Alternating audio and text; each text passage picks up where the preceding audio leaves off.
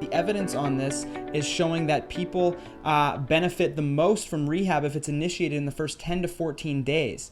So if you're still having symptoms and it's been 10 to 14 days, early rehab is actually the best way to get over that.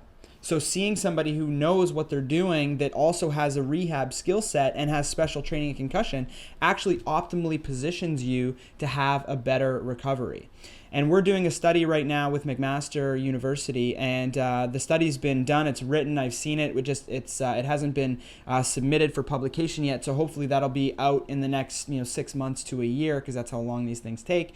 But we ran a study looking at our data from complete concussion management clinics, and we looked at all of the variables in terms of recovery duration. So we looked at everything from sex to symptom scales to previous mental health history and all these different things, mechanism of injury, and we tried to see how well each of those variables could predict recovery time for a particular patient. And what we found was the number one predictor above all else was how quickly the patient was in to see a trained CCMI clinician. So above everything else, the number one thing is how fast can you get in to see someone who's trained in this.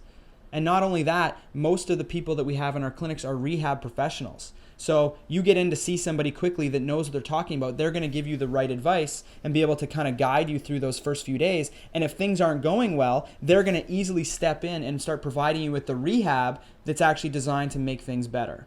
So that's why, in particular with our clinics, the number one thing that makes you have a better outcome is, according to the data, the sooner you get in to see one of us.